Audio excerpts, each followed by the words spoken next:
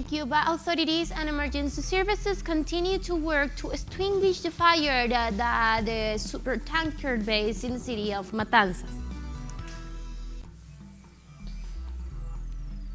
Workers and social organizations in Venezuela mobilized to reject sanctions imposed against the country and the freezing of the nation's goods and assets abroad.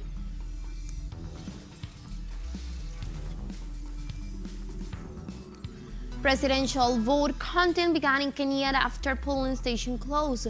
Kenyans hope for an orderly transition of power after concern about vote rigging lagged after past elections dispute triggered that led unrest.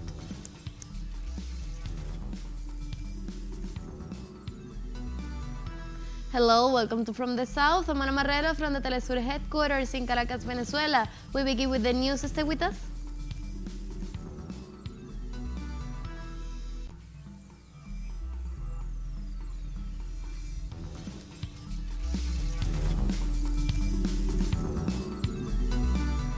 Cuban authorities and emergency services continues worker fund for a consecutive day to extinguish the fire at the supertanker base in the eastern province of Matanzas.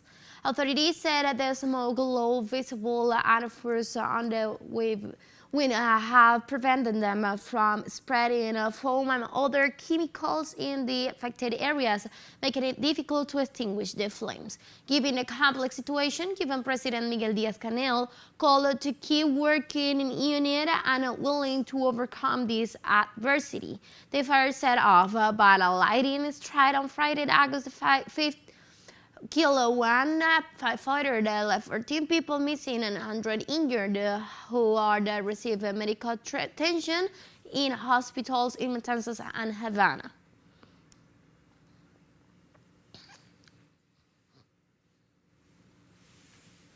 Cuba keeps receiving help from the fraternal nations in the region as the islands struggle to extinguish the flames at the supertanker oil depot in Matanzas. On Tuesday, Mexican AV multi-purposes vessel Bad 202 arrived in Matanzas Bay with an helicopter to support firefighting. This same ship brought a few months ago humanitarian aid to Cuba in the midst of the COVID-19 pandemic. Also, the Mexican vessel Bourbon RTB specialized against fire entered the Bay of Matanzas. The Bourbon RTB is an offshore supply ship that was built 12 years ago and sails under the Mexican flag.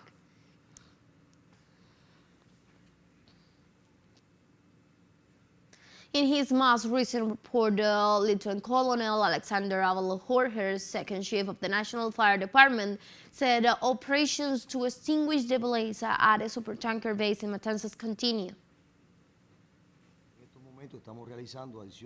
Today, at this moment, we are carrying out offensive and defensive actions at the same time, mainly divided into 3 combat areas, where we are mainly protecting the unit, Terminal 320 of clear products, the power generator which already burned, that is to say, this part of the fuel reservoir, and we're also protecting with very active insistence the 4 remaining tanks of 50,000 cubic meters, which is the most dangerous place for us due to the capacity and volume of these tanks.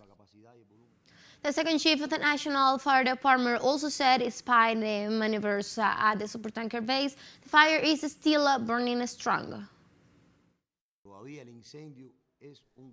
The fire is still a big blaze. It has its characteristic, it's a big fire, but we observe a different situation from yesterday. We cannot yet assess the state of these 4 tanks, from the tank battery 49 to 52. When we say tank 1, tank 2, tank 3, and tank 4, which is the last one, we said it was empty. That place is not visible, but we believe that it's damaged. Operations to extinguish the blaze are based primarily on the fuel that spilled out of these tanks and that is spread all over the area of this terminal base. Luis Armando Won, health director of Matanzas, gave an estimate of number of people affected by the explosion in the supertanker who have already been treated in hospitals. 125 people are still being treated, 118 males and 7 females. That is to say, yesterday we did not have any injured patients during the day. 3 more medical discharges were given early in the morning, so we accumulated 106 discharges from hospital, 100 males and 6 female. One 60-year-old patient from the province of Cienfuegos has died, and we have 19 hospitalized patients. That is 18 of them male and 1 female. 5 patients are still reported as critical, 1 of them unstable critical, and 4 stable critical.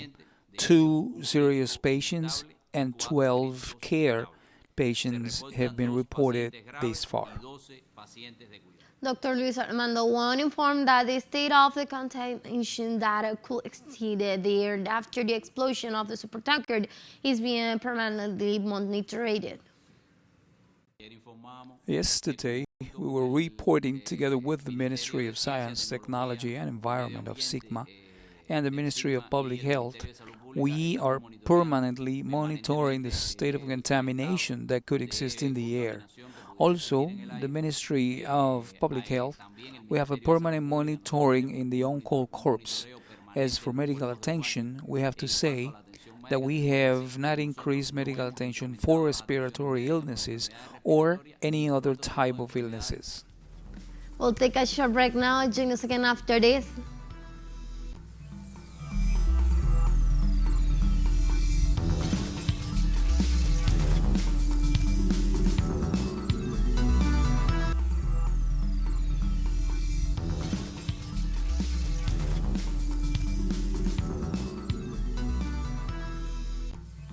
Welcome back to From the South. Workers and social organizations in Venezuela mobilized to react sanctions imposed against the country and the freezing of the nation's goods and assets abroad. Members of the United Socialist Party of Venezuela marched on Tuesday under the slogan "Great March for Our National Assets." Protesters began their march from Plaza Morelos in Caracas and moved towards the headquarters of the National Assembly. The Confederation of Workers of Venezuela also participated in the mobilization demanding that the gold in London and the Conviasa plane hacked in Argentina be returned to the Bolivarian nation. In this context, the President Nicolás Maduro announced that along with social movements in Argentina, they will launch a major campaign to recover the country's assets.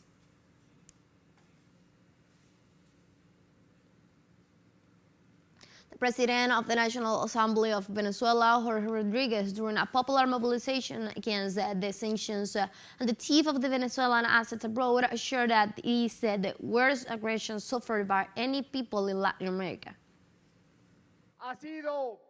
It has been the worst aggression suffered by the people of Venezuela, the worst aggression suffered by our people in 150 years, the worst aggression suffered by a country in this continent in such a short period of time.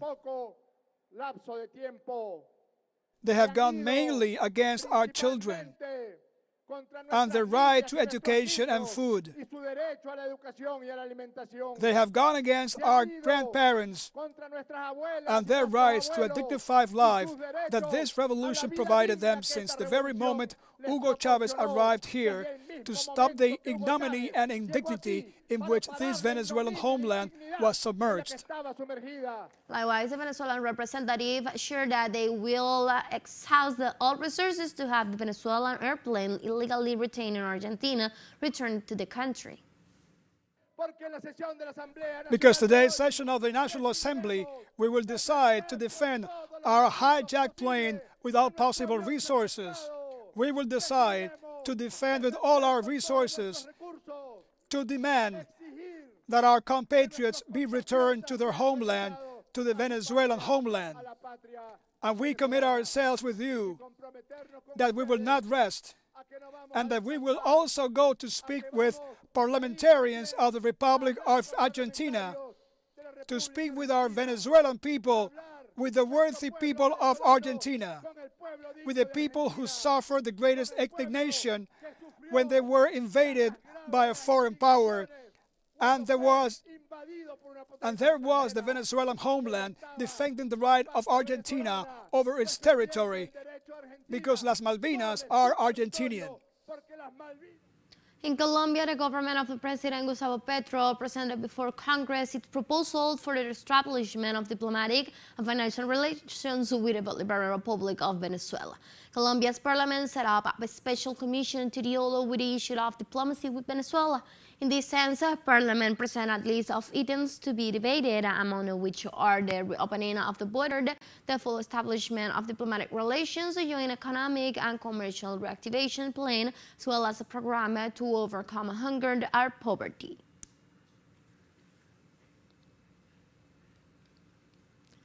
The Colombian President Gustavo Petro held a meeting with the indigenous peoples in the framework of the commemoration of their data at the international level. During the commemoration, he appointed leader of the native peoples, Leonor Salvara Torres, as the country's representative to the United Nations. In his speech, the president praised the work that the ambassador of Colombia to the international organization will carry out, this for her trajectory and representation of the indigenous populations of Colombia. He points out that Leonor Salabata will become the voice that will focus on the fight against climate change and emphasize that, together with the government, the Colombian indigenous community is responsible for solving the country's land problems.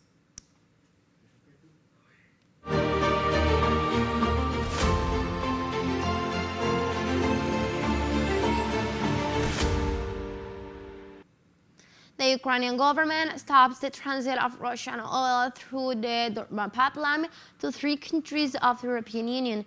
According to this spokesman of the investor to the president of the Russian company, Transit Igor Dolnin, the transit of crude oil traveling through the pipeline, which passes through Ukrainian territory to Hungary, the Czech Republic, and Slovakia, has been stopped since Thursday, August 4th.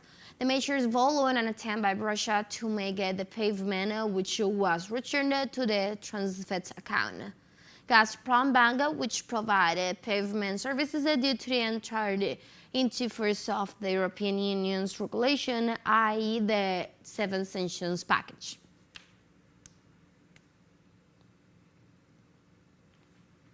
The Russian Ministry of Defense reported several explosions at the Russian military airfield in the locality of Novovodorsk in Crimea. The Russian military entity points out that the case of the aggressions are still being investigated, while stressing that, according to a report from the site, no attack on airfield arsenal was registered. Ambulances and medical aircraft are on the scene. In this connection, the Crimean authorities report the death of 1 person as a result of the explosion, as well as 5 other persons who were injured, including a child.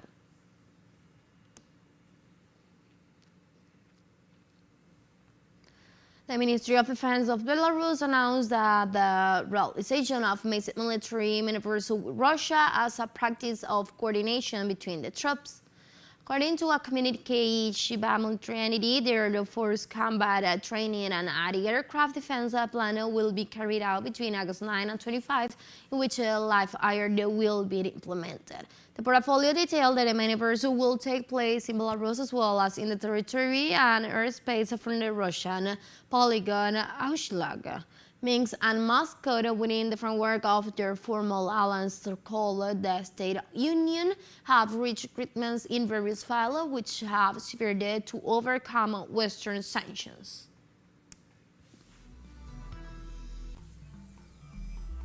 We have more news coming up after this final short break, so don't go away.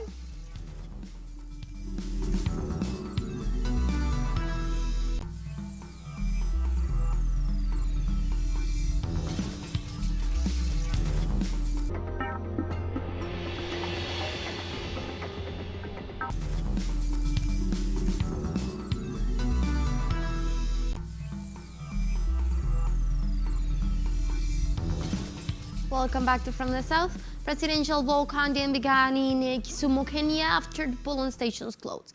Kenyans vote for a new president, hoping for an early transition of power after almost a decade under President Uhuru Kenyatta.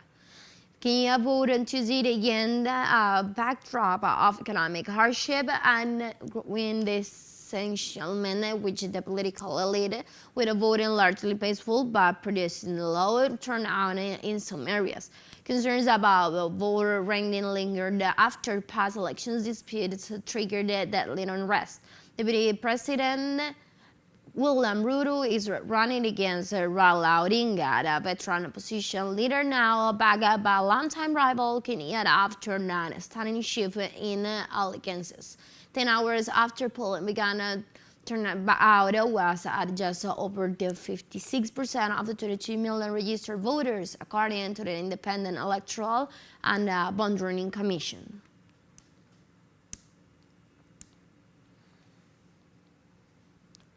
At least 3 Palestinians were killed on Tuesday in Nablus, including a senior commander of the Al-Qassam Martyred Brigade, and over 50 people were wounded. The armed incursion comes today after the end of a deadly Israeli military operation against the Palestinian armed movement Islamic Jihad and the Gaza Strip, in which 46 Palestinians were killed. Clashes with the Israeli army were also reported in other parts of Nablus, where Palestinians stand at the soldiers. In the old city, there was an exchange of fire between Palestinians and Israeli security forces. The Palestinian Red Crescent Society said its medics threat. 69 people suffered gunshots wounded in the Nablus area, at least 4 of them in critical conditions.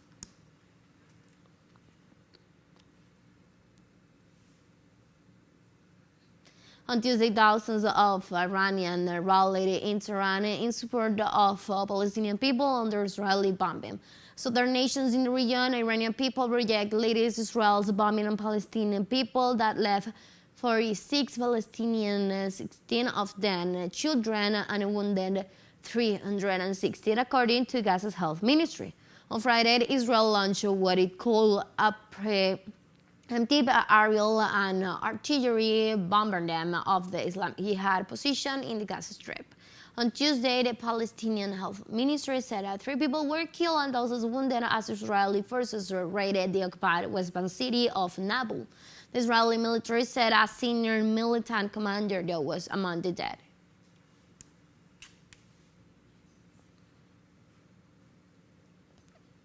The UN Security Council held an emergency meeting to discuss the situation in Gaza, and several members have expressed concern about a fragile ceasefire between Israel and Islamic Jihad following 3 days of Israeli airstrikes on Palestinian territory.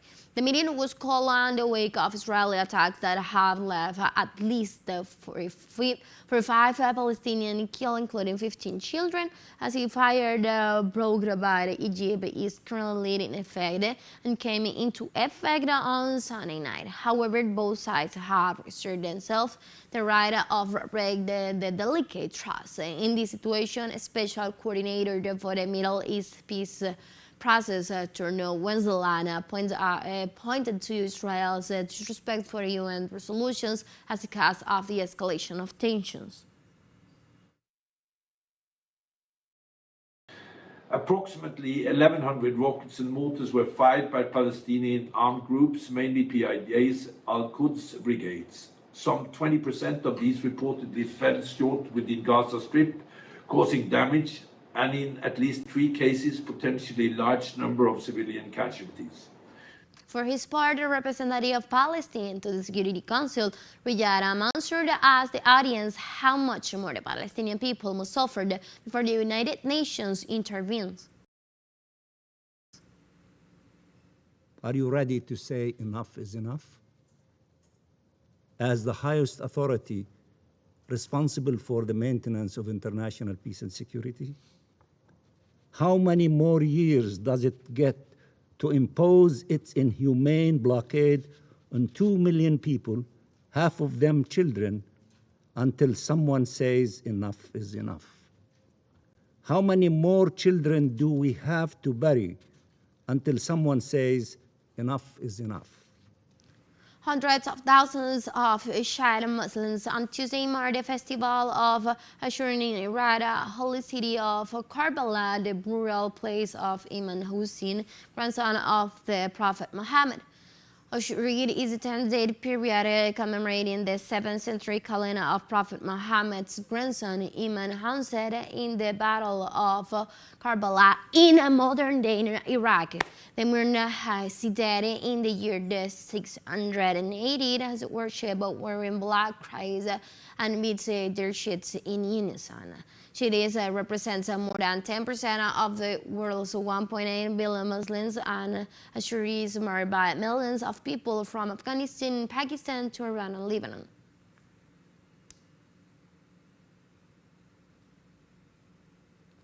Libya began trying more than 50 men accused of being members of the Islamic State group. They are accused of being members of the terrorist organization and of carrying out killings. Attorney of the defendants and their families said the objective of the hearing is to provide evidence against each accused so that the trial is fair and not subject to appeal. In 2014, the Islamic State took advantage of the chaos that followed the killing of Muammar Gaddafi to establish itself in Libya.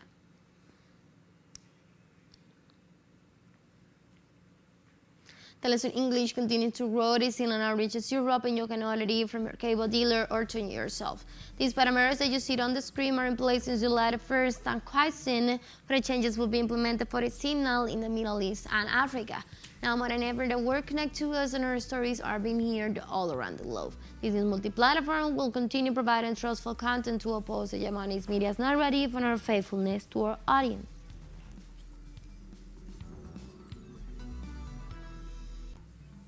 Oh yes, we have come to the end of this news brief, but you can find these and many other stories on our website at telesurenglish.net. You can also join us on our socials. We're on Facebook, Twitter, and on Instagram as well. teleSUR English, I'm from the South, I'm Ana Marrero, and thank you for watching.